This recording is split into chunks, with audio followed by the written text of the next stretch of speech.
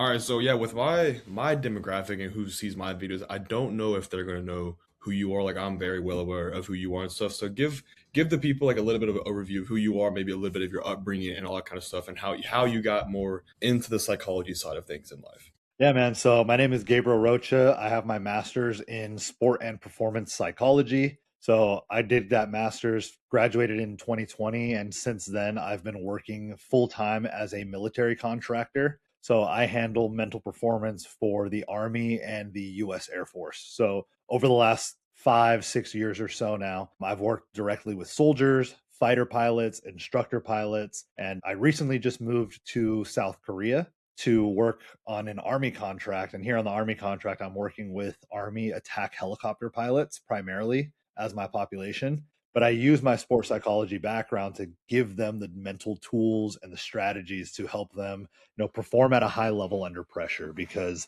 whether it's athletes that I'm working with, because I obviously have like my bodybuilding clientele, my business people clientele that use those same type of tools, everybody can benefit from the same sports psychology concepts and strategies and apply those to our daily lives, right? Because we're all performers in some way, shape, or form, whether you're performing in an athletic endeavor, in an economic endeavor, in your relationships. And so learning the basic tools of how to manage your stress, how to manage your anxiety, right? Dealing with failures, all those things are so important to being able to perform at a high level. And so that's what I do. So it's basically like a therapist, but everything that I do is centered around mental performance. So I don't get into any of like the clinical side of things. I just focus on making sure that the people I work with are the baddest motherfuckers that they can become. Yeah, that's so cool, bro. When did your interest in like psychology and like the mind come about? Was this like in high school? Was it middle school? Or when did that come about? Yeah, so I actually had no idea that I wanted to go into psychology until my junior year of high school, or I guess the end of my sophomore year. So when we backtrack back to sophomore year, I remember sitting there and I was like, man, I don't know what I want to do. Right. And Mm, I had to take an elective course, and one of the options was psychology. And I was like, well, I don't know what this is, but it sounds pretty easy. It's just learning yep. about people. Right. Right. So I ended up taking that psychology class my junior year. And during my junior year, I really started enjoying it. And I was like, man, I could really do this. And so it originally started with me wanting to be a therapist or a counselor or a psychologist. And that actually ended up evolving over time. So that same junior year, during the first semester, I was playing football as well. And at the end of the Yeah. football season in December, I remember we were playing in our playoff game and I got injured. And because I played left guard at the time. And so someone got rolled over my leg and it just destroyed my ankle. And so luckily it was just an ankle. There were like some torn tendons and ligaments and stuff. Luckily I didn't like blow out a knee or anything like that. Right. But during that off season, I actually read Tim Grover's book Relentless. And so if you guys don't know who Tim Grover is, he was the sports psychologist for Michael Jordan, Kobe Bryant, Dwayne Wade. And when I read that book and I heard about his process, because I'd always been very competitive, and I knew that there was like levels of competitiveness that people could have. That was always just something like very intuitive to me. And when I read that book and he kind of started laying out like, hey, here's 3 different levels of competitive mindset that people typically tend to have. I was like, I love this. I want to do this. I want to teach people how to do this. And so it was funny because during that off season, going from my junior year to my senior year, I was about 185 pounds. And so the first thing was first, I had to recover from the injury. So I spent the first like couple of months rehabbing the ankle. And then in the next 6 months leading into summer, I was able to put 40 pounds on, become, shaped like an offensive lineman, right? And so I ended up playing center my senior year, shifted over from guard to center, ended up kind of balling out. I was all league, all conference, all area my senior Oh yeah. year, coming from barely starting my junior year. I was fighting for a starting position every week, basically. And there was like this huge mental shift between my junior year and senior year where I went all in on football. It was literally the only thing I cared about. I woke up thinking about it. I went to bed thinking about winning a championship. And unfortunately, senior year, we got to the championship game and we ended up losing the championship game. But what I learned during that off season going into my senior year is that I'm someone who's capable of going all in. And I had developed that without any guidance. And so when I looked back, I was like, if I could develop this mindset, I could probably teach other people how to develop this mindset. And so that's how I ended up finding sports psychology. And that was when I decided, like, hey, I want to be in the field of sports psychology, helping people develop their mindset so that they can perform to a high level and make this same kind of transformation that I was able to have going into Yeah. my senior year. Yeah, that's awesome. And I didn't know like your personal side of like football and shit like that. We have like such a similar like the pipeline of figuring out what we could do as like individuals through football. So like a little bit of my backstory. My football team was, trash. We were horrible. Yeah. But like my sophomore year, like I've mentioned this on here before, like I was like the obese quarterback. Like it was actually hilarious. Like I was like a fat quarterback. And I had an arm on me. I had a cannon. I could throw the ball, but I couldn't run it. I was like, like Ben Roethlisberger. I was just fat. And my sophomore year, I can't remember what I had. Like I threw an interception or some shit, and then they put me on defense, and I like stopped the 2-point conversion, like forced a fumble, and they're like, you need to switch to defense. And so going into that off season, I was like, I gotta lose weight. I gotta get in shape and whatever. And that's what I did. Like I played basketball my whole life, and the coaches at my school were very like it's very political at my school. So like if you don't have the name or money, you're not gonna play. So I quit basketball and I went all in on football, and it changed my life because I got in shape and I realized like, oh shit, like if I just go all in on this, I could earn a position. And then I switched to linebacker, and then the whole football thing kind of came falling like dominoes because like my senior year, our defensive end got hurt, and then I stepped in for him the first game of the year, which was against a very bad team. So I balled out, and they're like, oh, you should play defensive end. And then what they did is they gave my position that I worked my ass off for at middle linebacker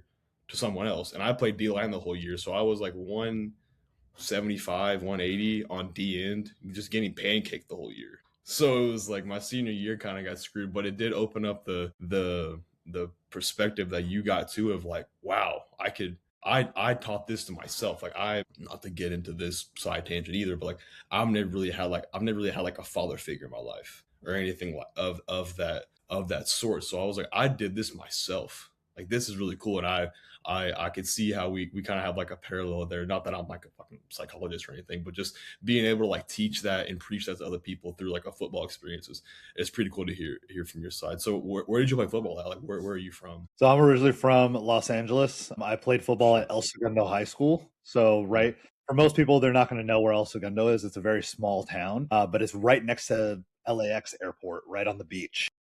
okay. So I actually lived in Hawthorne, California, which is like the next city inland from El Segundo. So El Segundo is literally right up on the beach. And so my town, I was like 2 miles in from the city of El Segundo. So I would commute back and forth, which super short commute. It's like 10, 15-minute drive to get to school. But it was a much different demographic, right? El Segundo is a very wealthy area, very affluent. And coming from Hawthorne, which there's kind of like this little like tweener area between actual Hawthorne and El Segundo called Del Air, where it's literally like, you know, it's like 10 blocks long by 2 blocks wide. It's like a little community. And that's where I grew up. So I was like smushed right in between the two cities. So I grew up pretty middle class, like had a good life growing up. But then when I went to El Segundo, that was like a whole new level. It's like really wealthy people live in El Segundo. And so that was a really cool experience. And I think that opened my eyes a lot to kind of like what life could be like. Yeah. But yeah, so football there was really fun. Like I said, my senior year, we made it to the championship game. We lost. We got blown out. So that sucked. Yeah. That But there were a sucks. lot of Yeah. really important lessons that I learned from playing there. And that's part of the reason why I got into bodybuilding was because of football. It's like I didn't step foot into a gym until my freshman year. Mm, And I literally just talked about this on my podcast with Joe Percher yesterday, is that when I mm. played soccer for most of my life growing up. And when I walked into the gym for the first time, I got pinned with 95 pounds on my chest. Like literally a barbell with 225s. I couldn't do one single rep. And so seeing the growth that I did going from walking into the gym on my first day, my freshman year of 14 years old, can't even bench 95 pounds, to my senior year, all league, all conference, all area football player. That's where I was like, man, look at how far I've come just by going all in. And I think that was a really important lesson. And it also taught me about stamina because my freshman year, I didn't play a single down of actual football. Well, I came in as a kicker, but the one kickoff that I got my freshman year, because the guy who was the starting kicker, he like got all bloody, and so they had to patch him up. So they were like, "Gabe, go out there and do one kickoff." As I was running up to kick off, the ball started tipping over because it was a windy day, Oh, and so yeah. I still kicked it anyways, and the ball went like 15 yards. So Jeez. that was my one play my freshman year, but I stuck with it, That's and hilarious. that level of stubbornness is what allowed me to carry the same traits that, continue to carry me in bodybuilding today, where it's like I think of things in terms of years or decades rather than what can I do in one off season? What can I do in one prep? Like, no, I look at bodybuilding over the course of what am I going to do for the next 10 years while I bodybuild? Yeah, that's huge. That's huge. I think that that is the most important aspect of bodybuilding is like something that Luke like Pritchard says a lot is like, he's not one of the you if you're not one of the genetically elite, which is going to be the majority of people listening to this, it's just how long can I do this shit for? That's something I talk. You know who Tommy Styles is? Bro, You ever heard of him? I went to Arizona to train with Tommy Styles. I did a podcast with him this morning. Yeah. Yeah, So like love that's Tommy. Yeah, that's just one reoccurring thing that we talked about a lot is like the new guy, like guys get, I mean, I can't really say the new guys because that is also me, but new guys who don't have perspective are like, what is the next big thing that I can do that's going to move the needle for me? When it's like, maybe what you're doing is great. It's perfect. You just need to do it for longer. And I think that like it's like me and Tom are talking about. It's like the Amazon Prime mentality that guys have nowadays, especially within like the fitness industry. And but before we get into the more deep philosophical shit, what are some bodybuilding goals that you have right now? Like, do you plan on like competing? Do you just want like what does that look like for you from your perspective? Yeah, so like I said, I just moved to South Korea, so I've been adjusting over the last 2 months now. But yeah, absolutely have goals of competing for the next 10 years or so. And right now, the schedule that I'm kind of looking at is hopefully doing a show next year, either like Hmm. late summer, early fall. And because I just need more time. I need more size, right? Like I got into bodybuilding to be an open bodybuilder. I started Yes, watching bodybuilding before yes, classic physique was even a thing. And really, so yeah, so I started watching bodybuilding probably like 2012, I want to say. So when I came up in bodybuilding, like there was no classic physique. It was, Phil Heaths of the world and the hmm Kai Greens, and that's what made me fall in love with bodybuilding. And so obviously, like most people can tell just by looking at me, like I don't look like an open class bodybuilder. I'm not even close yeah, to it. But eventually, I want to be. My goal is to yeah, become an open class bodybuilder in the next 10 years. Whether I actually achieve that goal or not is pretty irrelevant to me. It's like I love the process. I love the doing of the work. I love striving. I love engaging in the behaviors of trying to become an open bodybuilder every day. And yeah, so I know a lot of people talk about, man, I want to get a pro card, right? I don't care if I get a pro card. I hmm want to build a freaky physique. That is the main goal over the next 10 dude, years yeah. is to build a freaky physique. Yeah, I think a lot of guys have lost, or that's like a lost art nowadays. It's like guys want to look like the aesthetic guys you see on like your Explore page, and I think that the pursuit of being a freak is kind of a little less common. Yeah. And I think that that's something I've also gained is that same want is like I was also like I just kind of want to be classic and I'm a little bit taller. It's like, but what if I became an open guy at 6 foot?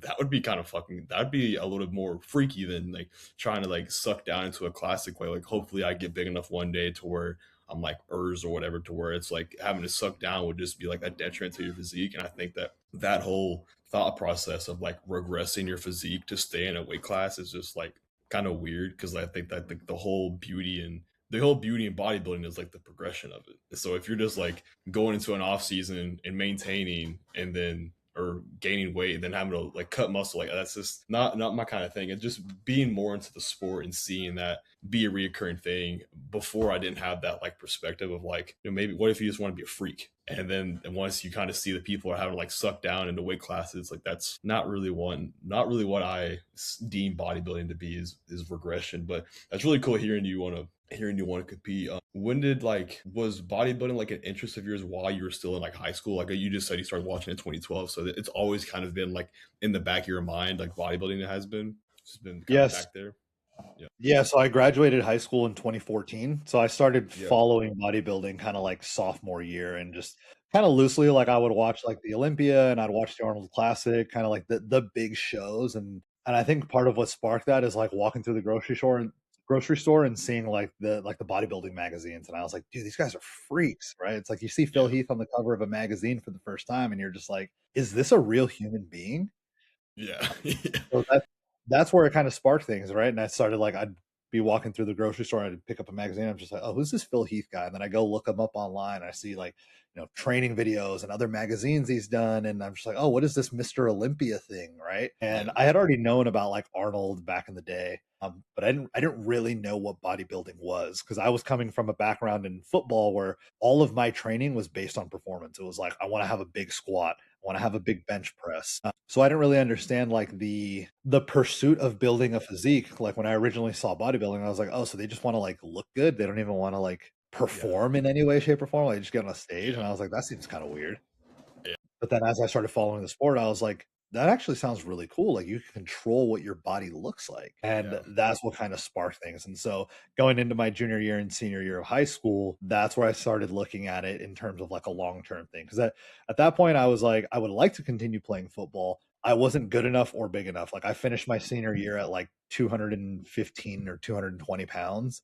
And it's like, nobody's going to sign a center at 220 pounds. Right. Yeah. So I was Right. just like, well, all right, let's figure out how to lose weight because obviously football at a collegiate level is not in your future, at least not as a lineman. And so I was like, all right, well, how do I develop a good physique? Because now I want to look good. I've been fat my whole life. I've been chubby. Hmm. And so that's how I really found bodybuilding was senior year after football ended. I was like, let's see what this bodybuilding thing is and let's start learning how to train like a bodybuilder rather than, squat, bench, power cleans, etc. Yeah, that's awesome. It's always like the reoccurring thing I see with a lot of guys is that cool like pipeline from like or the stories like I wanted to play college XYZ sport and then got to my senior year and realized like damn this is just not gonna happen, and then like that's kind of like my story like basically exactly was like I put all my stock into football. I put all my stock into football and the thought that I was going to get a job with my job. My dad was going to give me a job with the railroad. So like my city in Arkansas is like there's like a depot here for KCS or CPKCS, which is like the big railroad in like America or whatever. And he'd worked there for his whole life, and so I went my whole high school career, whatever, just kind of banking on the fact that I was going to do that as my job. And then I got to my senior year and I was like, I don't really want to do that. So I went like I went my whole high school, and I wasn't gonna go to college because I wasn't really like I didn't like school or whatever, and I didn't really have the money to. And I was like, I went my whole school career just like not trying to like find what I'm interested in. Hmm. But the one thing that I did have through all that was like the gym and training. So like I started working out.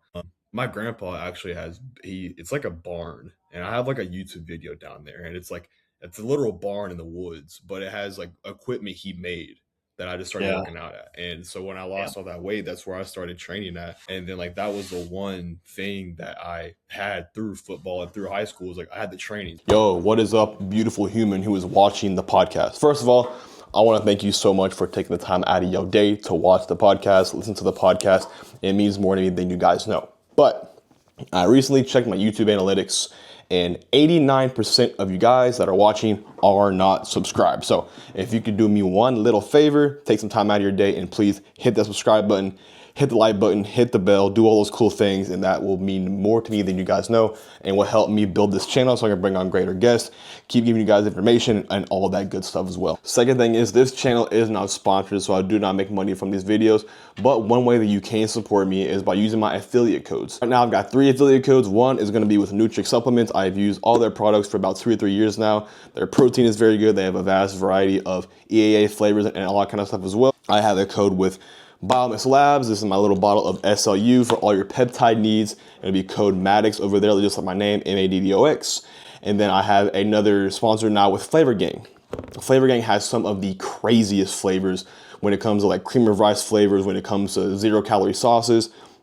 It is some of the craziest tasting things. It tastes like you are cheating on your diet all the time, which is crazy. So that'll be code Maddox over there, just like my name, MADDOX. And if you guys can please use my codes over there to support me in my journey of whatever this is, that would mean more to me than you guys know. But with all that being said, let's get back to the podcast. So like once I got to the end of high school, I was like, that's what drew me to bodybuilding was like, I know I like to train. So like how can I make this like something like worthwhile, like something valuable or whatever. And then like my dad actually did like 2 bodybuilding shows and it's kind of funny. That's the whole reason I think him and my mom got divorced because he like went he like went crazy on some of the shit he took, so they kind of got a Yeah. divorce. But in the end, it did influence me to get into bodybuilding, and that's kind of like the parallel that I or like the connection I got from football to bodybuilding was through that. Like we went to a few shows. I got into bodybuilding through like I was just posting on like Instagram. I wish I would have grew up in like the magazine era, like actual bodybuilding that kind of stuff because like the way I'm thankful for how I came up because I didn't go down the route of like bodybuilding influencer cosplayer kind of guy. Yeah. I actually do this shit, but the way that I got into like the fitness space or whatever was like I watched like David Lade and like Lex Little and people like that were posted a long time like 3 or 4 years ago, and not knocking them or anything. And then that kind of like led me like, what's bodybuilding? And then I kind of got into like I went to a few shows. I went to like summer shredding at like Alpha Land or whatever, and I was like, this is kind of cool. And then I like just started fucking, and then that just like domino effect pipeline, and now I'm like fucking addicted to it. But I'm glad I didn't fall down the path because like I mentioned this on Tommy's podcast. Like all the guys that I was friends with in that time period on Instagram that was bodybuilding, like putting it on social media, they don't exist. They are gone, and they're like my age, and they don't do it anymore. Or they're posting on Instagram as like they're like daily stock traders or some shit, or just some random shit. And it's like it just sucks. It's just funny seeing like Luke always says, it's the cream always rises to the top. The guys that are actually doing it for like the right reasons or whatever. It's like it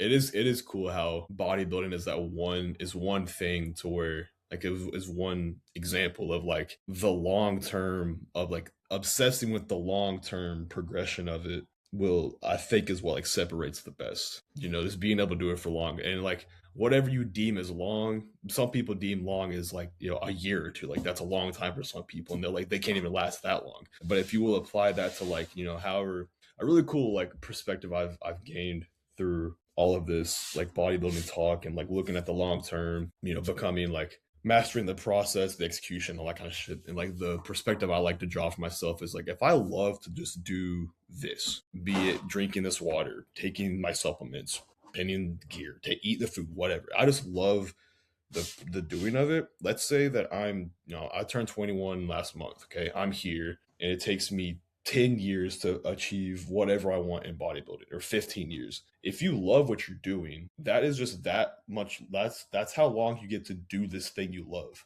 That is Hmm. so cool. Like that is like I get to like I don't know how many days that equates to. That's a lot of days I get to do shit I love. That's really cool. But if like guys get into it, if like I want it now. They're looking for the peptide that's going to get them there now. They want the training that's going to get them there now. So it's like if I gave you the shit, all of that time I talked about, all those thousands of days gone. Now what do you do? Now what do you do with the pro card? What do you do with the pro? Like what do you do now? If you didn't get into it for like the actual doing of the thing, it's like you're going to get the pro card, and then most guys a lot of guys that get into it for like reasons like that just kind of they fall off because then once you get to the pro league, those guys love this shit and they're going to outlast you, and then you're cooked. And then you're cooked. So it's like it's just that's a cool perspective I've like been able to gain. I tried push it on the guys. It's like, dude, like if it takes you, and this could be applied to anything, it's like if it takes you 10 years to get your first hit as a musician, but you love just making music, who cares? If you're an artist and it takes you 15 years to get your first painting in a museum or whatever, who cares? You love to paint. You have to love the process. And that's kind of the first topic that I want to kind of get into you with is like, how do you, I think you could probably draw this, like use this perspective and have this applied to different areas of people you work with. But like, how do you get people to remove the stock that they hold in the outcome and place it in their process and their execution on like a day-to-day basis? That's a great question. And honestly, one of the things that I kind of think about right now as you were talking about that is, that old concept of the man who loves walking will walk further than the man who just wants the destination, right? And so I think that a big part of being able to engage in the process over a long period of time is partially identifying who you are and who you want to become. because a lot of people, when they place too much emphasis on, for instance, becoming the pro, right? That is something that is completely out of your control. At the end of the day, the judges are the ones who control that. And also, all of the other people who you're competing against, they also have a say in that.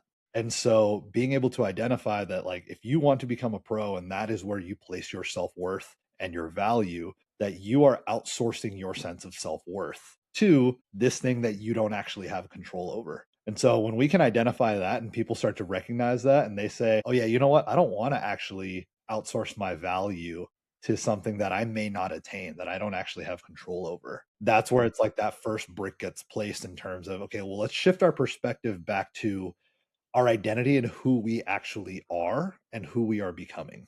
And so another big shift that I try to get people to buy into is the identity aspect. So for a lot of people, they view becoming a pro as though it is part of their identity. That's not the case. Being a pro bodybuilder is just what you do, right? So you have the status, and the status is great, but that is not who you are. Who you are is things like your values, your morals. And so I'm far more interested in who you are outside of bodybuilding, because who you are at your core is going to help sustain you to do the thing and engage in the daily activities of bodybuilding. And so if you see yourself as someone who is disciplined, if you see yourself as someone who has integrity to follow the plan for a long period of time, who is process focused, who truly loves this shit, you're going to be more likely to engage in the behaviors that are going to put you in the best position in however long it takes for you to get on a national stage. So for a lot of people that I work with them, you know, leading into their first show and they have performance anxiety and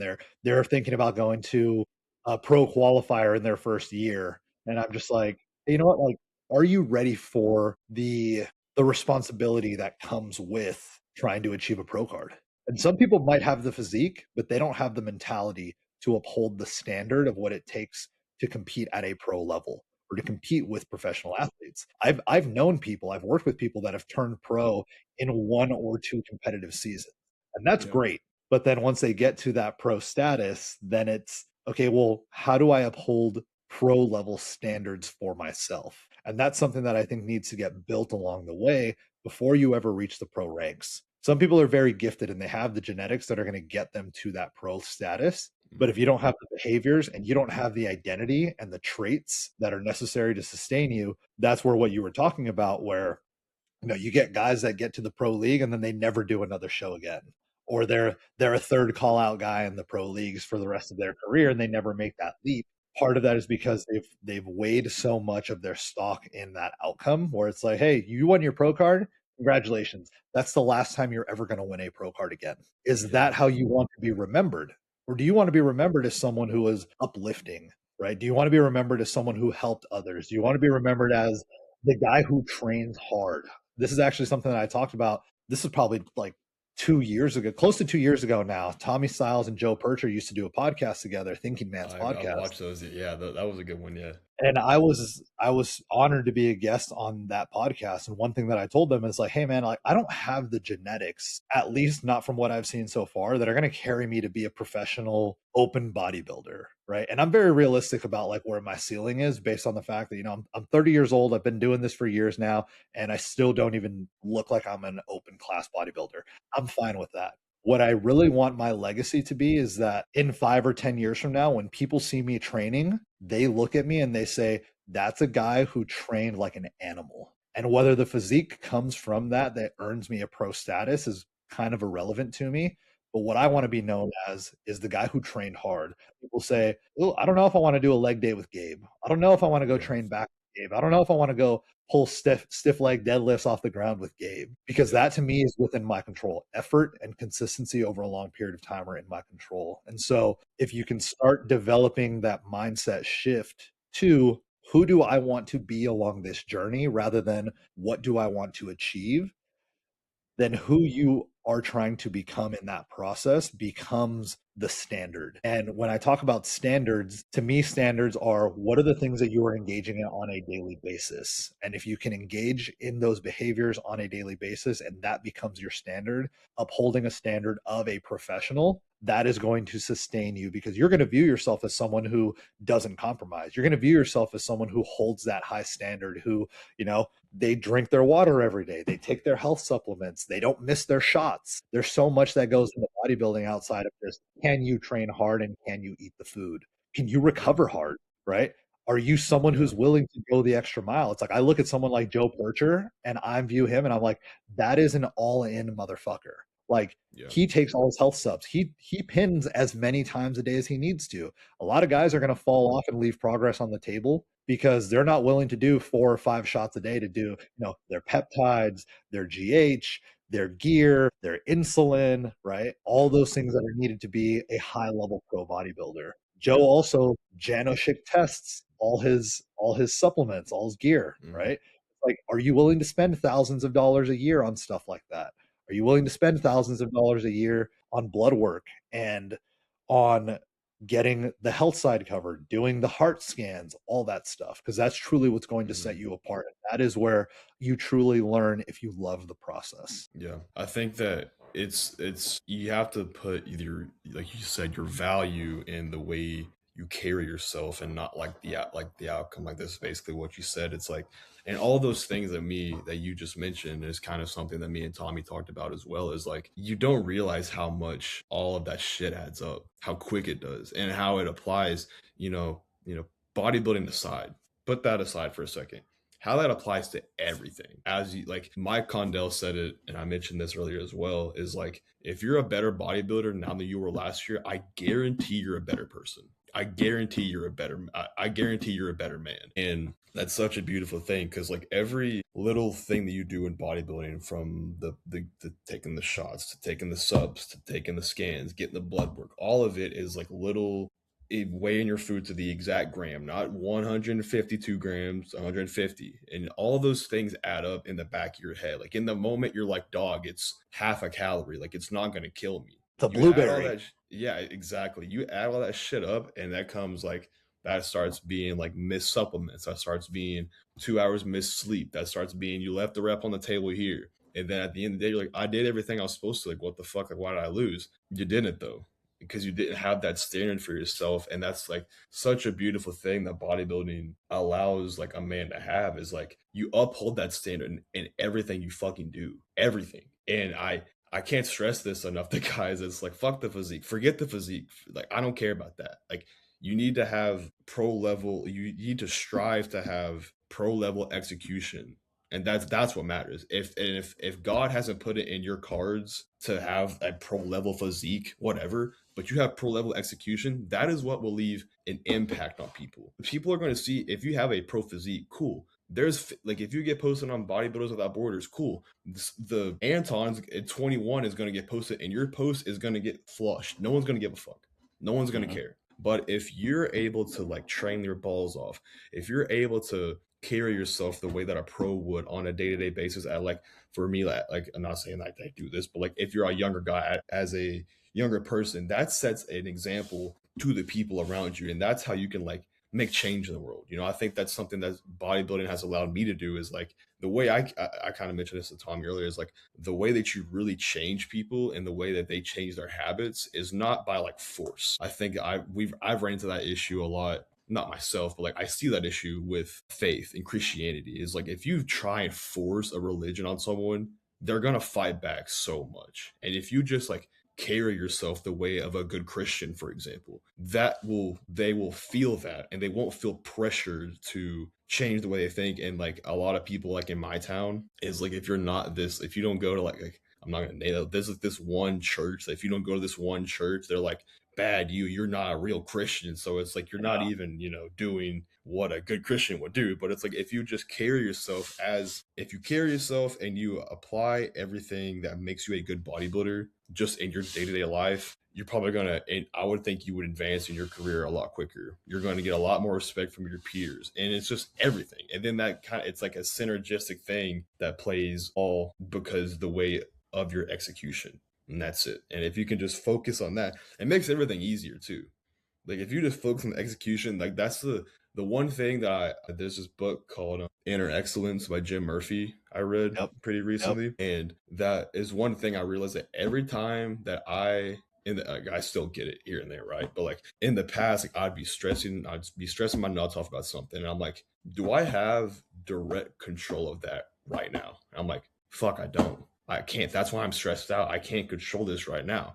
So I've like finally been able to shift my perspective. And I try and tell guys this. It's like, what can you do right now to change that?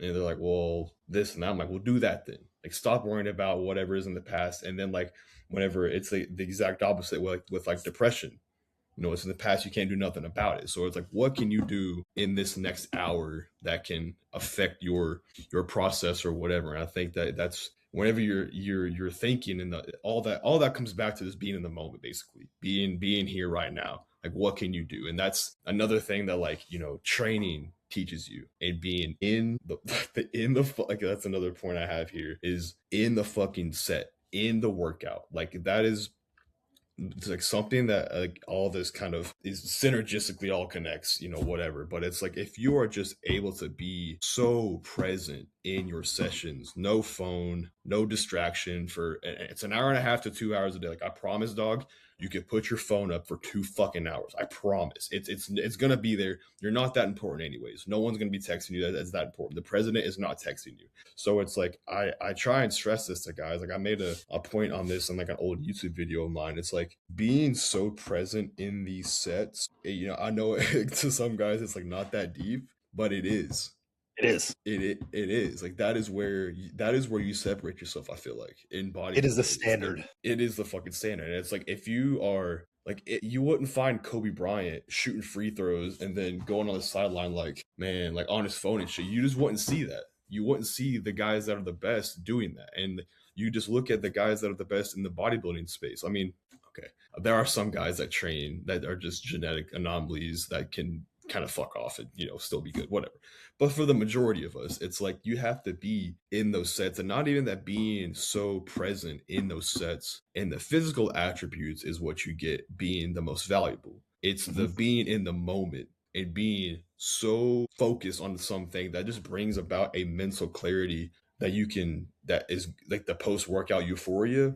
That is one thing, but just like the ability to be in the moment with anything, whether it be like in a conversation like this, being engaged in your work, being engaged in like a conversation with a loved one, or if you're really focused on like, I don't know, trying to save this random cat that's in a tree or whatever, just being able to be like so in a set is like beautiful. Like the point I have here is like the perspective, like, do not fucking miss. Like, don't fucking miss. Like, you got to be here. Yeah, I have that. I have the JP hoodie hanging up right now. Yeah, don't fucking miss, bro. Like, that's such a beautiful thing that I think guys are missing now in training. Whether it be they're worried about like fucking RIR or this or that or all these other things. And it's like, yeah, it's like, I think you're missing the big message here, man. And I think that, I don't know. It's just that's why I stay. That's why I try and stay off my Instagram. Like, I don't scroll or anything, because I can't watch those videos without like getting really mad. So I just stay off my phone. But that's such a beautiful thing that training teaches you, is like, be here, like right now, like do not miss. And this applies to everything. Integrity. One thing that I've learned over the years is that bodybuilding is a game of integrity. And when you talk about that and upholding your standard and nailing the plan every single day, the 2 grams of extra blueberries that you ate don't really matter much in the moment in terms of how it affects your physique. What matters is how it affects your psyche and what you're willing to tolerate. And so if you tell me, I want to build a pro level physique and I want to be someone who is a high achiever and I want to have a high standard, well, then you need to hold that high standard, because if you compromise on your standard, now you become subconsciously someone who compromises on your standards.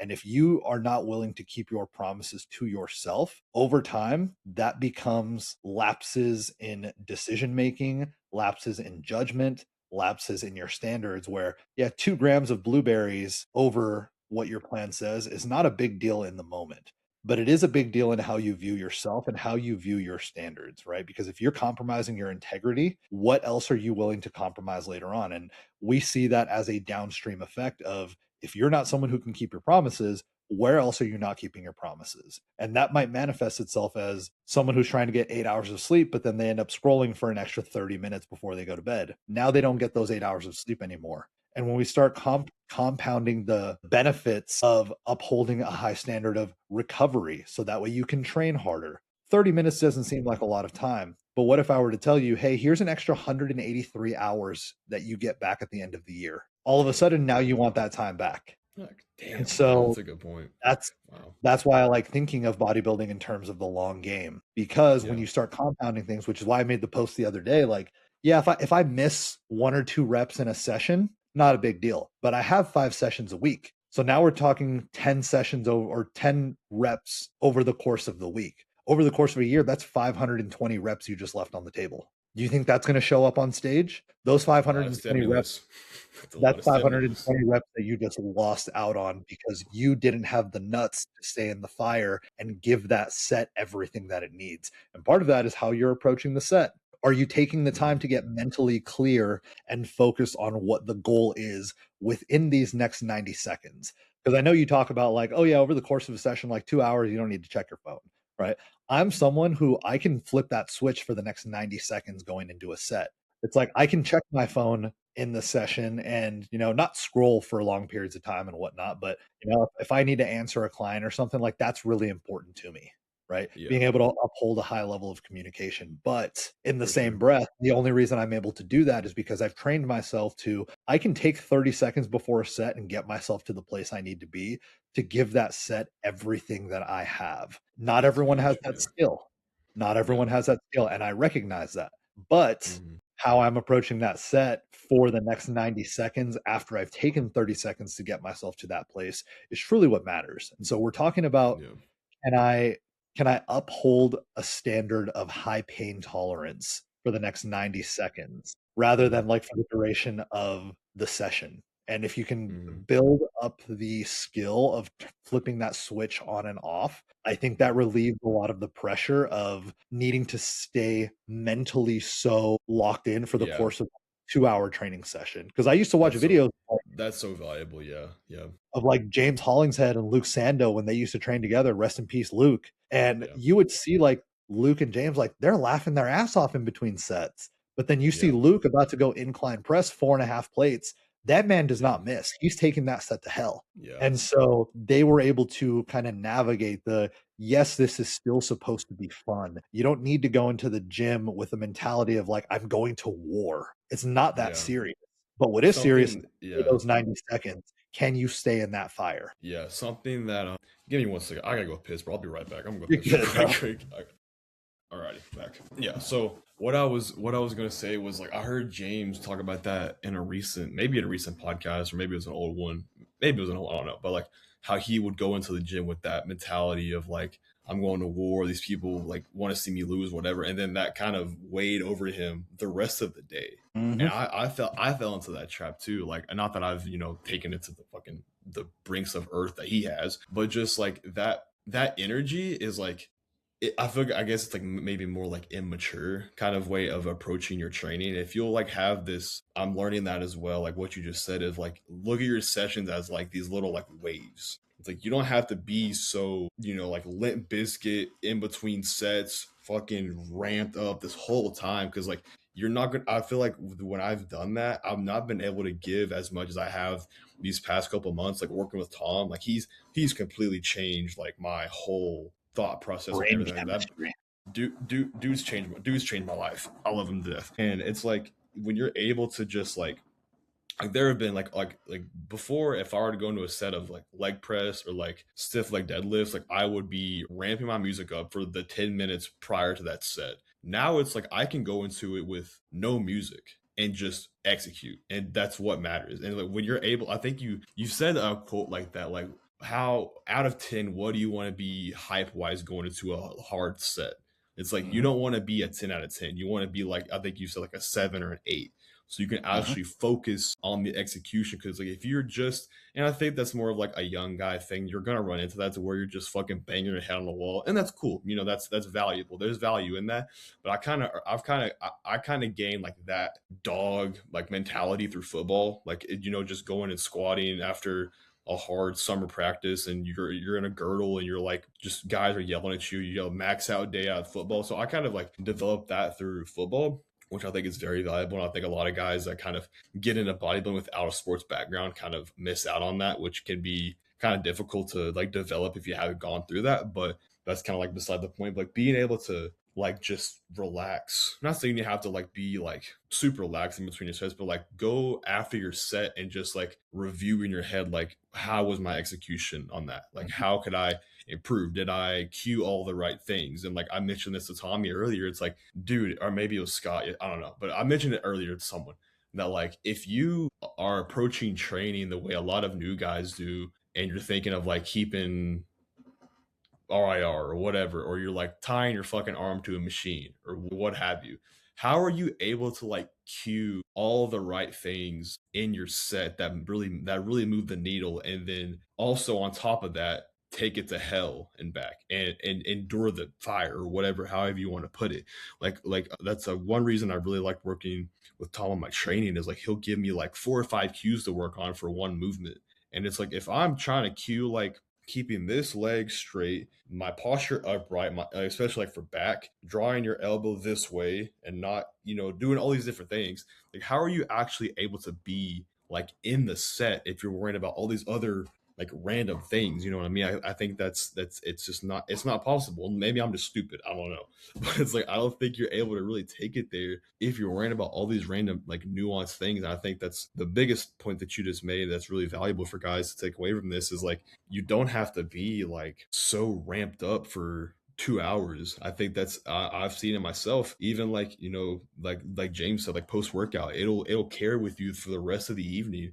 When if you have more of like a healthy energy drive, like a healthy like a I don't know how to word it, like a more like just not, you don't have to be like happy during your session or whatever, but just like more like positive driven instead of like this like everybody I'm gonna make them all fucking regret it. They're all gonna regret this. It's like that's just not sustainable. It's kind of stupid because like in the end, all those perspectives that you're building in your head that you think people are thinking of you don't exist 99% of the time. Like that doesn't exist. You're just making it up in your head. Now I think there's a time and place for all of that if you really want to take it there. Like sometimes sure there's a time and a place for that, but if you carry yourself with that sort of vibe, you just start carrying it like who you are as a person. You just start kind of carrying that like they all want to see me lose, and at the end of the day people are caring about themselves. They care about themselves a lot more than they care about whatever the hell you're doing. So it's like no one's out to see you lose or like whatever. But that's such a valuable lesson that I've finally been able to like get it with myself. And I try and tell my guys that I help or just talk to or whatever. It's like just go in your sessions and don't be so not upbeat, but like uptight the entire time. Like Mhm. just allow yourself to go in those waves, and those waves, I feel like if you're like that 100% or 99% the whole time, you can only go to like about here, you'd say. But if you did these waves where you can relax and chill and then turn it the fuck on for 90 seconds, 2 minutes, or however long you're going for the set, you can like break past that barrier because you let yourself come down and like restore yourself, not just being so. That's what I do now is like in between my sets, I'll turn my music down, I'll relax, I'll look at my logbook. I'll be like, okay, did I cue the right things? Are my hamstrings fried now? They are. Okay, it probably worked. Let's do this again. And then I turn shit back up. I turn up. I focus in the set, and then just repeat that. It doesn't have to be like a 2 hour long. I think also if you have that like 2 hour long perspective on like it's 2 hours of hell, you can even like look to like if you don't really love training, that could be like it's like a it like scares you kind of like you're just like fuck Mhm. 2 hours of this shit. Oh, God. But if you go into this like it's like quarters of a football game, you know what I mean? It's like just up and down, like just relax. Don't have to be so fucking psychotic for 2 hours. But One thing I talk about with a lot of my athletes is contemplate the psychological price of driving your energy up.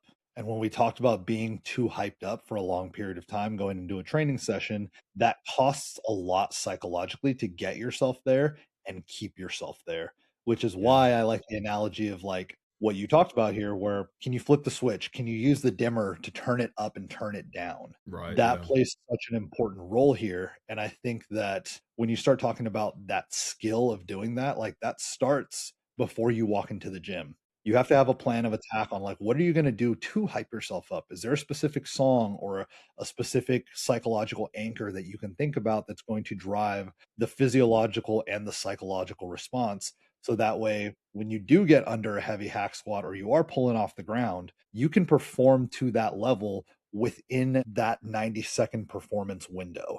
I don't need you carrying that around when you leave the gym, right? And one thing that I've found is that that skill is so important. And I think of this video that I saw of Michael Beasley, who a former NBA basketball player, and he sat down with Shannon Sharp and he tells Shannon Sharp, he goes, I sharpen the sword for the sake of keeping the sword sharp.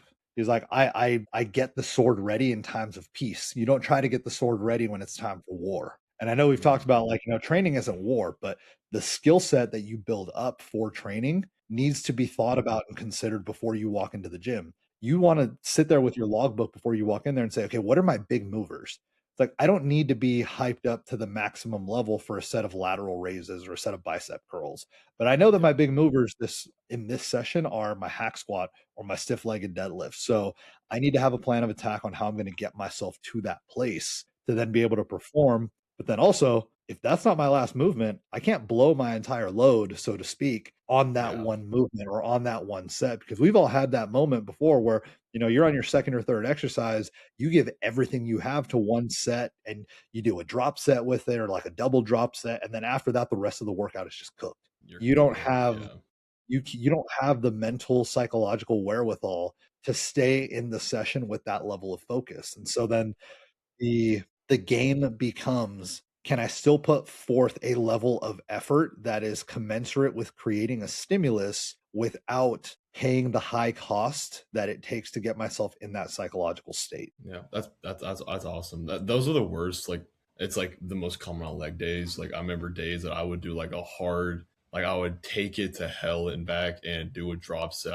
Then I'd do lunges afterwards. And it's the first set. I'm like, dude, fuck. And then it's like I look at my session. I'm like, there's no way in hell I'm gonna be able to perform for the rest of the session just because it's one set. And it's like it's kind of the same thing with really your whole process, to be honest. And with a diet, with all of it, is like, what can you do sustainably for like a long time, like the longest time? And that's, you apply the same thing to your sessions and that intensity and that like wear down of the nervous system. Because like, I'm sure, as you know, like the body doesn't understand what stressor is being applied to it, just knows stress. So if Mhm. you're creating this like psychological stress on yourself for that long of time during your session, it's probably not going to be sustainable for the whole time, and then your performance on certain movements is going to start be like detracted or whatever. And it's like at that point, it's like now this trying to sustain this type of energy for 2 hours or however long you're in there, it's like it's just shooting you in the foot. When if you were to able to like run like 75% and actually be able to focus in your set and then just turn it off, now you're able to go that full 2 hours, and every time you step into a hard set, you take it to hell and back. But like the flip side of that is trying to go 100% on your calf raise in between sets, rest periods, you're pacing around the gym, and then it's like that your third exercise in, if you're on like you're on the leg press and you've been psyched up for an hour doing your warm-ups and doing your first big mover, you get to your leg press and you're screwed. And it's the same thing with like you can apply like the same aspect to like, maybe I don't know, maybe like the overthinking like your diet and stuff like that. Like if you try to do all these weird like macro changes and variables changing all the fucking time, and you're stressed about that and you're thinking about your diet all the time, when instead if you just like focused and took off the thinking with the diet and just like ate within the reasonable parameters and just had like a set plan, like quit trying to do all this macro matching shit and all that kind of stuff, you're able to sustain that a lot longer than having to do all this thinking. There's so much like thinking fatigue, and that adds to like your stress bucket or whatever. And it's like, just simplify it. And I think that being able to simplify a lot of things in guys' process nowadays would help so many people. Because like the more you do this, the more I've done this, and I've been doing it for any like extensive amount of time, but just I think being able to have surrounded myself around the right people at a young age has been huge. Because like, my first coach was Justin Wyatt, who's like a pro Mhm. bodybuilder, so he kind of Oh yeah.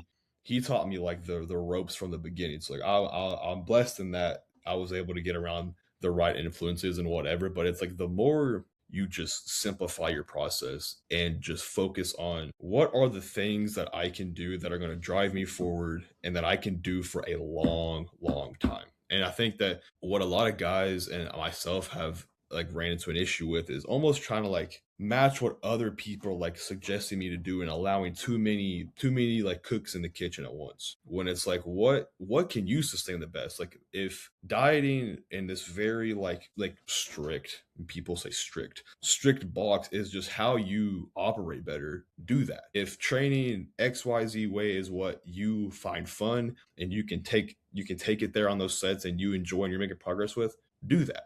And I think that people are trying to fit so many narratives and like do everything. They're trying to do all of the special foods, all of the special exercises, all of the special supplements. When it's like a lot of bodybuilding, and I reference this a lot on here. It's like it's a good training program. It's chicken, rice, and test, and then that's it. Like that's a lot of GH. That's a lot of it, and that's all you really need to know. And then it's training your balls off. And I think that whenever you're able to simplify that, it just makes everything easier. It just makes everything so much fucking easier when you simplify things. But I need my cream of rice with the little cookie bits in it in order to be, I and need my my weight cream drip. of rice. But I need my cream of rice slop bowl in order to bodybuild. I Right? need my weight. I need my weight drip.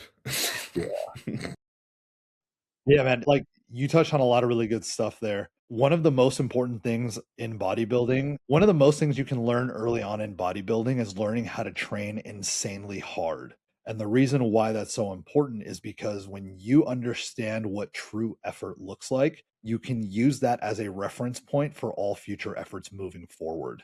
So I think it's really important for people who get into bodybuilding early to have those days where they're drop setting or supersetting some crazy lifts just to see where that limit lies and just to see the place that your mind has to go in order to sit with that pain for an extended period of time.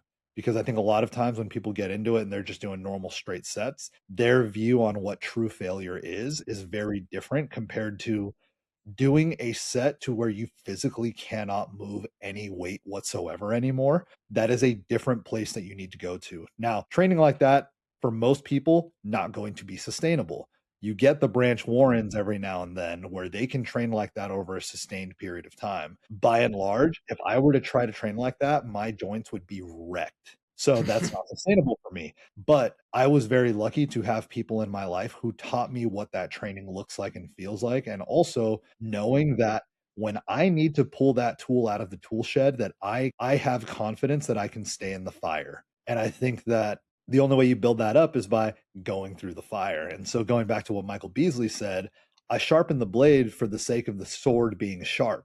That is a tool set that you need to have in your toolkit to know there's going to be days where I just need to go there mentally. I need to be able to tap into that dark place and get the effort necessary. Most of the time, you're not going to need to use that tool. But what you don't want is to not have that tool in the first Not place. have it at all. So, Yeah, like that's such a fucking good point, dude. Is like, and going like it's such a cool thing that I've heard a lot of guys talk about, but like going to that dark place and like coming out of it and just the world is just clear when you do that shit and you take it there. And it's like one of the coolest things of like just a hard leg day or like a hard back day or like whatever. And it's like whenever you're able to channel that in yourself, that becomes like the standard. Like that's a standard for you on like hard sets. And then the harder you can push that, the higher you raise your standard. It's just like the more progress you make. But if you worry about doing too much or whatever, like a lot of guys worry about now, it's like you said, I'd much rather have that tool in my tool belt than not have it at all. And it's just that, and that shit's fun. Like it's fun to do that kind of stuff. You know what I mean? It's like that's like I remember like on one of my last leg days on my last prep, like I had like an old dude like strip like right before I started like really pushing like the fucking cardio and shit. But one of my last leg days, I did like a triple drop set on like a hack squat, and I like I just laid on the ground, and like that's just fun. And when you're able to have that, like it's kind of like what you were saying earlier on like I think maybe like integrity. And if you start like letting yourself do these things, that's kind of you start painting that picture of that's who you are in the back of your head. And mhm. if you have those memories of like that one time, bro, I fucking took it there. Like I can that was me. I did that. And then you just keep repeating that and keep taking it further and further. And then you become a fucking animal. And I think that you have to have that love for training to really want to do that though. Like if you got into bodybuilding for other reasons and the training is not like one of the main drivers of why you do this, you're not gonna want to take it there to those extents because that's hard, that it hurts, it's scary, it's whatever. But it's like you have to have those sets every once in a while where you're like, I don't know if I'm going to stand up, I don't know if I'm going to be able to pick this back up, but I'm going to try. And then usually if you have that's like one thing I've been doing on my leg days is I live in like the middle of nowhere Arkansas, so no one here bodybuilds, no one in my everyone in my area just drinks and does whatever. There is one guy, there's one, you know, you always have that like blue collar guy who can just bench 405 for no fucking reason. This is that guy. And so I always make sure that on my leg days I time it up to where he's there so he can spot me, because like I think it's really it's very valuable to have someone there that can kind of like push you like that, and even if they're not yelling at you and like slapping your back or whatever, but just it's kind of like the same perspective that you gain from football of like going into max day and you have 15 guys watching you, and it's like I am not gonna let these fuckers down, I swear I'm not. And having someone there like that I think is huge. And I, you know, a lot of people always say like, you know, getting a good training partner like that is one of the biggest levers you can have. I think that is very true, but I think that there's like a there's also value in just building that yourself, because a lot of people aren't going to be in like positions to where they can be at a good training gym or whatever with like pros around you or just guys that are like-minded like that. Like I think that environment's huge, but if you don't have it, it's not like the end of the world or whatever. But I do think there's a lot of value in that, because like whenever that guy's there, like there are times like the past couple of weeks that I've been on like the leg press and I'm on like rep like 16, and I'm like, dog, I'm getting a fucking 20. Like, I'm not letting this guy fucking down, even though he has no clue what my intention with this set is. And he has no clue that I like am holding him to almost on like a pedestal. Like I'm not going to let him down, you know, even though he doesn't know that I'm not letting this guy down. I think that's, if you don't like love the training and you don't love that aspect of it, you're not ever going to want to take it there. Cause that's too much work. You're like, I just want to get the physique and I just want the likes, man. I don't want all that shit. You know what I mean? They want to work around. Yeah, and I love this concept of what you're talking about here, gamifying your training and trying to find little ways to turn it into a competition with yourself or, you know, with other factors that you can bring in. So it's like you had Michael Jordan talking about how he would fabricate like these stories of what he thought people were saying about him, or he would hold on Mm-hmm. to something a certain player did to him 3 years ago that now he taps into that in order to have a big game. And when Mm-hmm. we talk about gamifying your training, yesterday when I was on the podcast with Joe Percher, he talked about for him, he knows he's not genetically elite, but he loves training. And one thing that he says to himself over the last 16 years is that he envisions himself on a leg press, and that there's, you know, two guys over on the other side of the room and they're watching him and they're saying like, watch this guy, like he's about to rack it, right? He's getting to the end of the set, he's going to rack it. And in his mind, he's like, I need to show those two motherfuckers because I want them to see me finish this set and say, holy shit, What the fuck? that Yeah. guy, yeah, what is that, right? Yeah. Why don't we train like that, right? Yeah. And so Yeah. one of the ways that I've also learned to gamify my training, and that works for Joe, the way that works for me is a game of pain tolerance. So I think back to some of the hardest leg days I've done and the amount of pain that I was able to tolerate, and I view that as okay, that is my high standard for pain tolerance. Can I surpass that today? I know what the burn of a 25 rep set of leg press feels like. Can I survive that burn for an extra 10 seconds to get two more reps? And that's Mm-hmm. really what it comes down to. It's like if I can shorten it down to just like, can I tolerate discomfort for an extra 4 to 5 seconds to get one more rep? I'm going to do it. Can I That's tolerate that great. discomfort Yeah. for another That's 4 to 5 seconds? progression. That's progress. Yeah. That's how you win this game one rep at a time over the course of years. Can I continue to build up my pain tolerance and the load tolerance? Because that's where Mm-hmm. you're going to find those marginal wins. Yeah, you have to like draw some sort of like you said, gamify it. And like a way I've been doing it is I'm pretty big in like my faith. Like I kind of lost that over the past couple of years due to like a relationship, and I kind of alluded to this in my last podcast. I'm not going to get back on it because it's kind of dark. But what I like drawing onto is like not that I think anything within bodybuilding and like training is like quote unquote suffering or whatever. Like I think that's so stupid. But I try and draw myself like a message I give to myself. This is like one of two ways I kind of gamify it, as well as like, I don't want to let this guy down that's watching me. And I like the first one I'll go over is like a little more simple and a little more not as deep. But it's like I don't want to let my younger self down. Like I always think like the fat kid that has been felt the second choice his whole life is watching you, and you cannot let that kid down.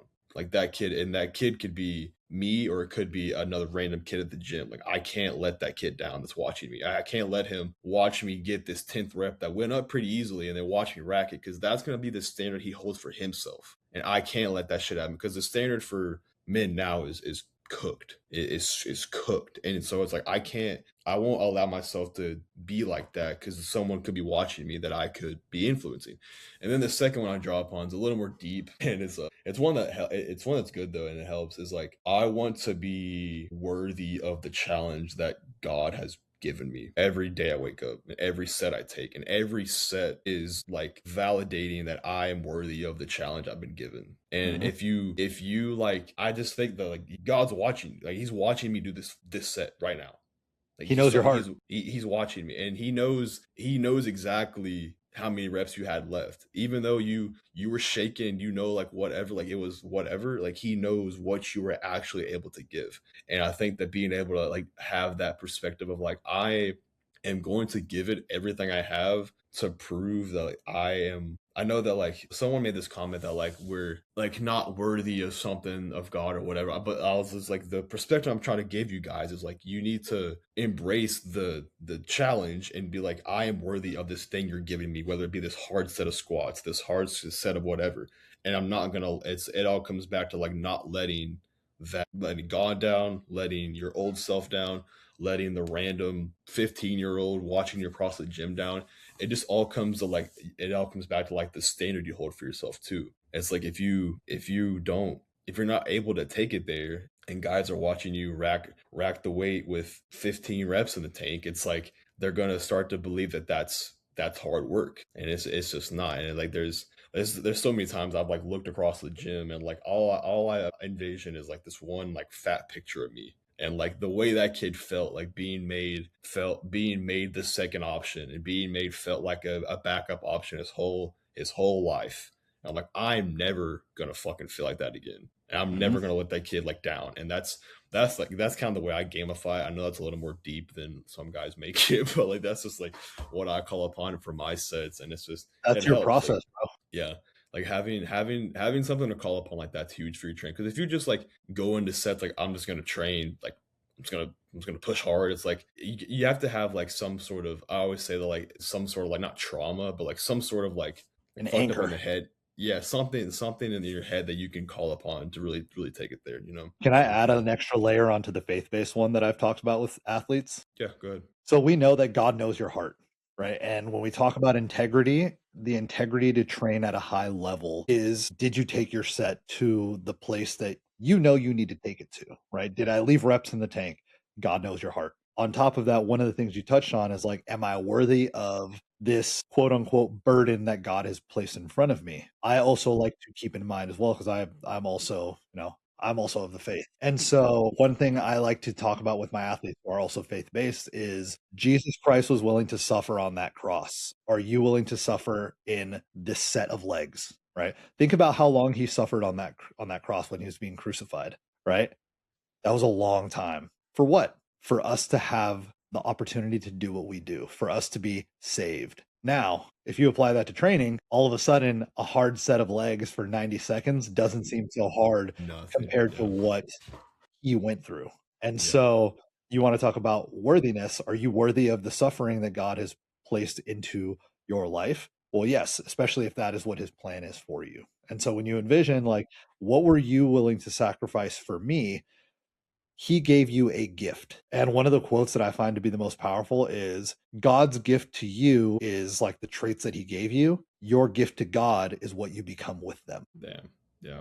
That's good. That's really good, man. Yeah. That's crazy. I'm gonna put that on my board. I'm gonna put that on my board. It's what you do with it. It's like I think God puts that drive for whatever it is in your life for a reason. And it's like he could give you all the great traits of whatever it is in your life, but it's like what do you do with that is what matters. And it's like I think that that's kind of another topic I wanted to get into, but I'm probably going to wrap it up here pretty soon. But it's like going whenever you realize those things that God's given you, whether it be traits, whether it be just personality types, whether it be just the way that you can like if you're someone that can just be really regimented and that's what you enjoy and that's kind of a trait that God gifted you with, lean into that and go all in on it. Get obsessed with it. And it's like I think that, it's something I posted this morning is like, quit being so like the reason that idea sparked in my head again was Austin Brown was on a recent podcast and he was like, I go all in on myself. That's it. Like I have a goal, and all I think about is what can I do to push me toward that goal. And it's like that's it. And go all in. And he's like, that's one thing he regretted from his younger self. And like whenever I hear like guys reflecting on their younger self and what they would have done different, I always try and be like, okay, well, his younger self is basically me. So it's like, how can I apply that to like myself or whatever? And it's like he was like, I wish I want to win all in quick, like sooner, because like you're gonna die eventually. Like we're all gonna be on a deathbed eventually, and it's like that's like a fear I try and live by and like remember all the time is like if I am lying on my deathbed and I have to admit to myself I didn't go all in on whatever out of the fear of being judged, I'm gonna be a sad person on that deathbed. And I think a lot of guys are getting into get into that mindset of like either they're scared of like the way people will think about them or just whatever. And it's like you could be scared. That's awesome. If you're scared, that's probably a good thing. That's probably a good thing that you're scared, because like I think a lot of guys like myself included is like I kind of like operate better when like my back's kind of against the wall or I don't have like a second option. And I think that a lot of guys should like lean into that.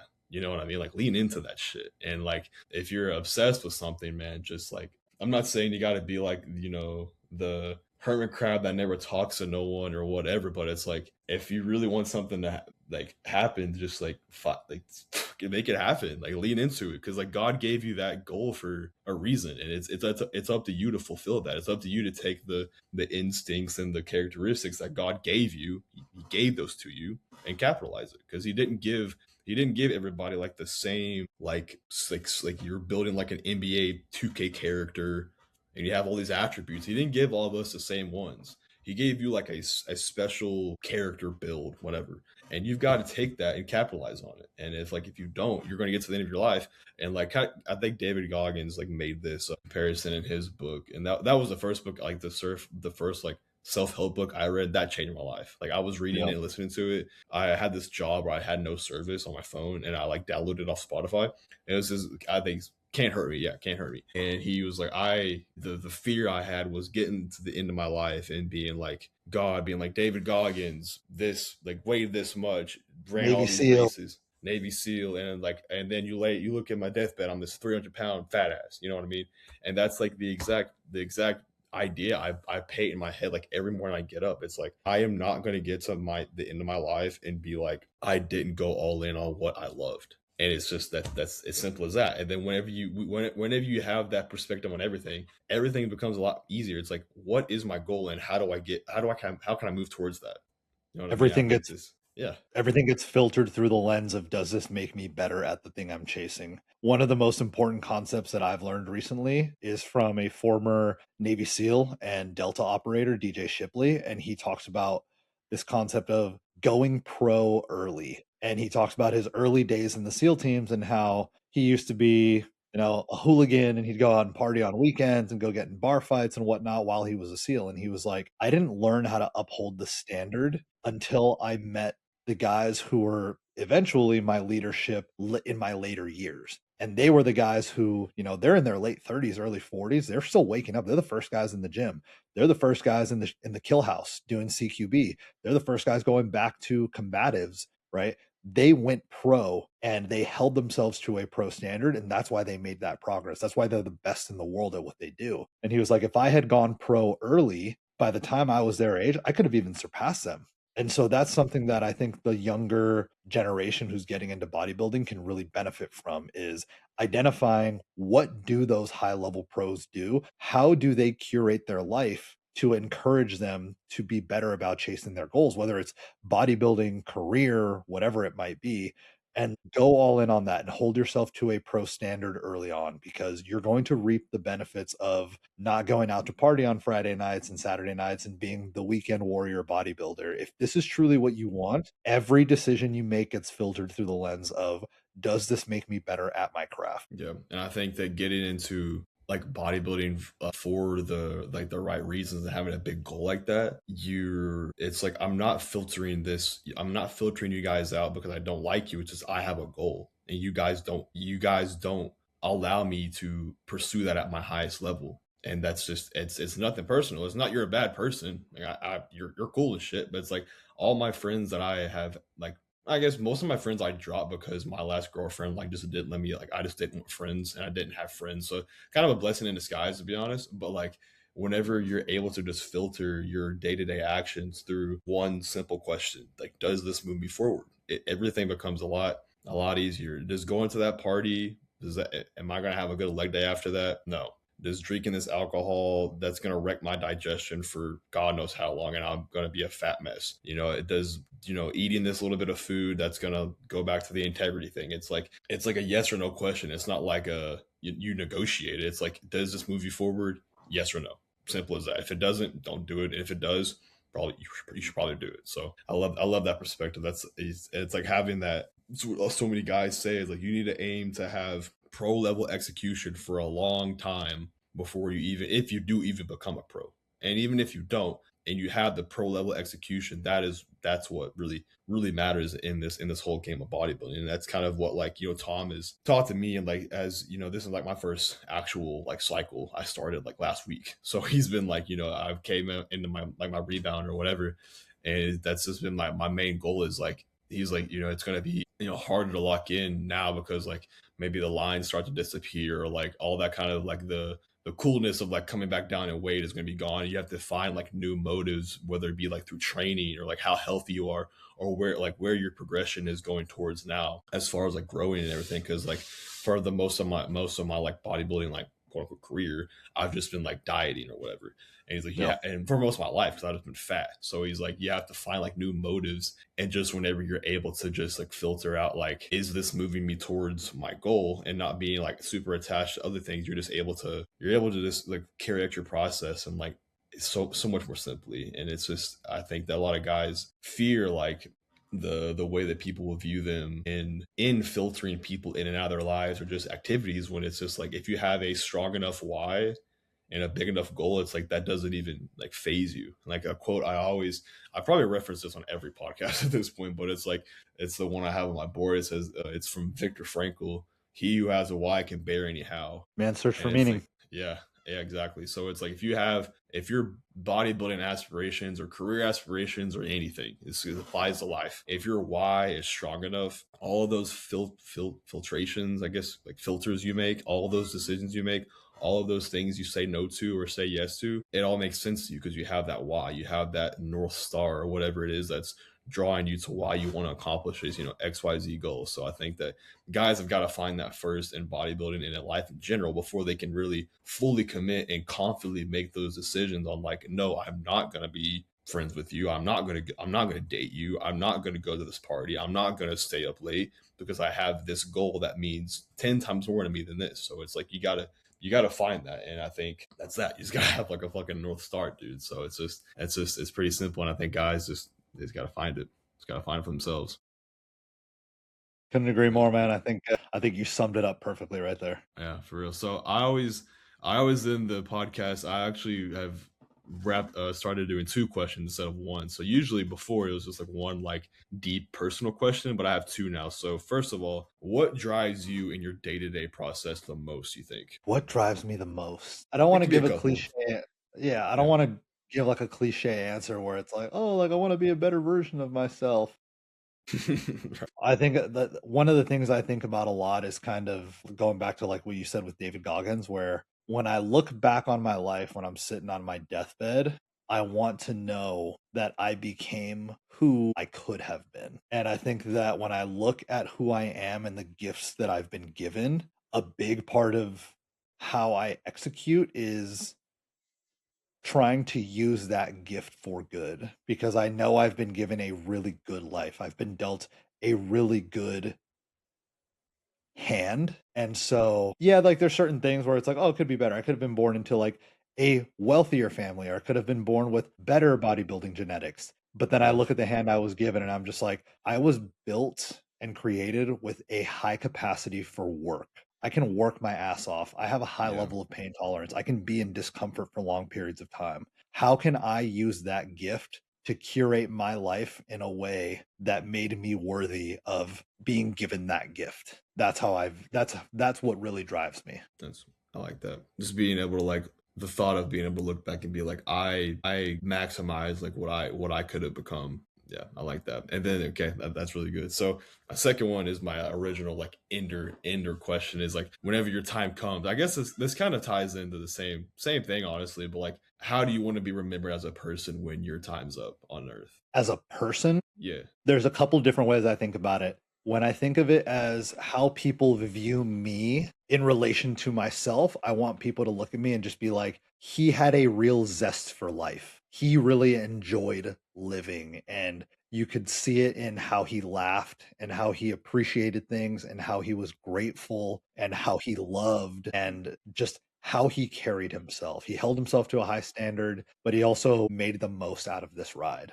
The second way that I think about it is how do I want to be remembered in relation to other people? And that is, was I compassionate? Was I caring? Was I someone who was reliable? That's probably the biggest one is, was I reliable for other people? Could people come to me with their problems and say, Gabe is going to help me. Gabe is going to bail me out. I can count on him to be there for me. When I think about like my tombstone, those are the things that I want people to associate with my name is he was willing to help me. He was someone I could call in an hour of need. He was not selfless because I am selfish. And I think that is also one of my superpowers and one of my gifts is I know when to be selfish, but I was willing to sacrifice for others when they truly needed it. If needed. Yeah, that's what I was thinking. Like whenever Gabe needs to be called upon, it's like that motherfucker's gonna be here. And I think that's something that bodybuilding like teaches you is like that self like sufficiency and being accountable for every single thing you do because it's up to it's in your hands like what your physique becomes, all of it.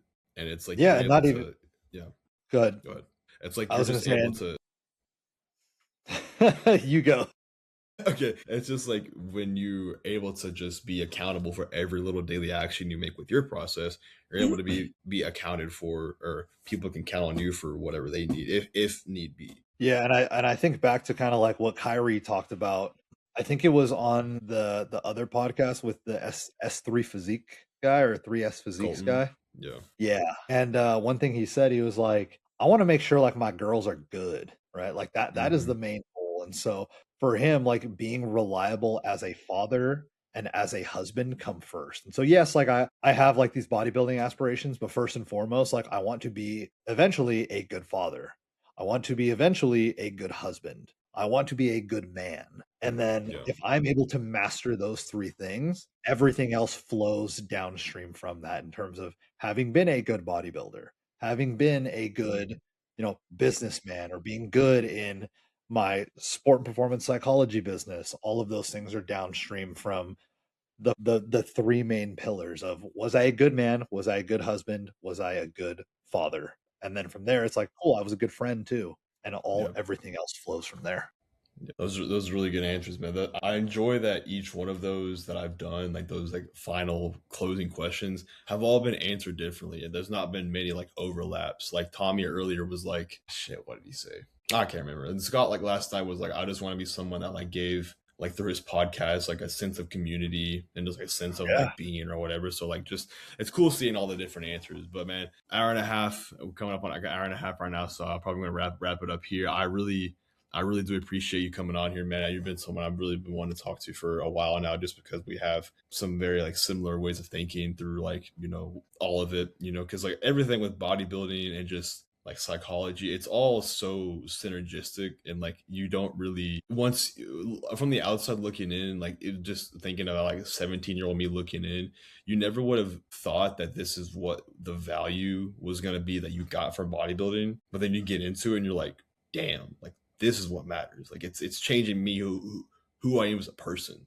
Like forget the physique. It's just the psychology, man. So I really appreciate you coming on. This was awesome. This one will probably be coming out here in like a few weeks. Like I'm gonna do like one a week because I'm getting a second job or whatever. So I've used today to like bank up a bunch of podcasts. So this will come out here in a little bit, but I'll shoot you the link whenever it goes up and it's live, man. But man, I really appreciate Yeah, man. Thank you for having me on. it for sure. I've enjoyed seeing your progress and your process over the amount of time that we've been following each other. So I Thank think you. you have a gift in terms of the passion you have for bodybuilding. So continue to nurture and incubate that gift. Don't let the passion die. Even in the For form sure. of like this podcast, like in the form of how you're bodybuilding, keep nurturing that gift. Yeah, for sure. I will, man. That's all I got. I love this, man. I love this shit. So it's. I'll be here for a while. I'll be here for the long run. But I appreciate you coming on, man. And I guess I'll shoot you this link when it's live. And if you need anything, man, just let me know. All right.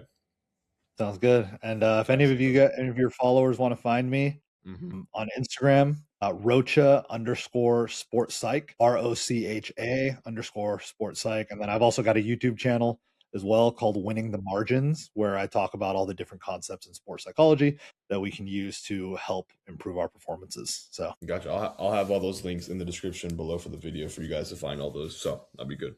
That'll be good. All right, Gabe. I appreciate you coming on, man. This was awesome. later, man. That's it, brother.